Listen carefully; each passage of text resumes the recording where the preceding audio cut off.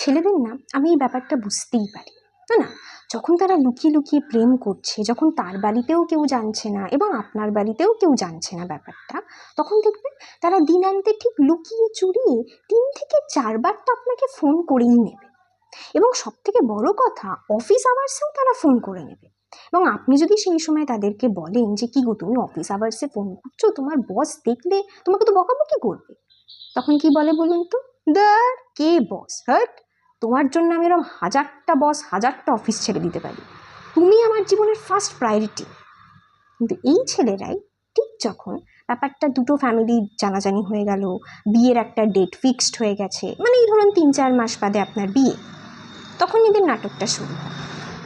আপনি ধরুন এক তো ফোন আসার নাম্বারটাও কমে যায় অনেকটা, অতবার আর ফোন আসে না, হয়তো দিনান্তে একটা ফোন আসে, তাও অনেক কষ্টে শিষ্টে আসে।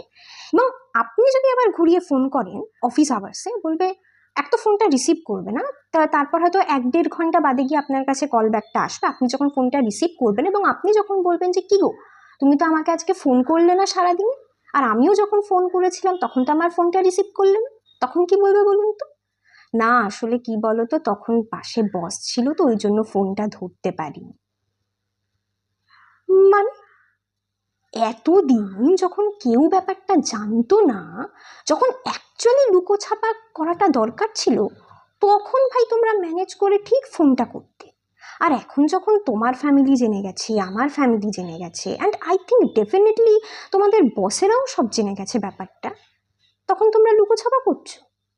এটা ভারী অদ্ভুত ব্যাপার, মানে আমি তো মাথাতে আনতে পারছি না যে কি চাওটা কি জীবনে ভাই। ভাই তোমরা না আগে ঠিক করো, বুঝেছো, যে তোমরা আমাদের মেয়েদেরকে ঠিক কোন সময় কোন পজিশনটা দিতে চাও। না না, আমি শুনেছি মানুষের মুড সুইং হয়, এখানে তো আমি দেখছি আমাদের মেয়েদের পজিশন নিয়েই তোমরা সুইং করে ফেলছো।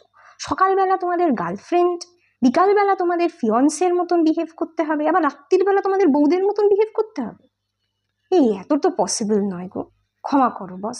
আগে তোমরা ঠিক করো যে তোমরা একটা মেয়েকে তোমাদের লাইফে ঠিক কী পজিশন দিতে চাইছো, তারপর বিয়ে শাদি যা খুশি করো, বাট তার আগে না।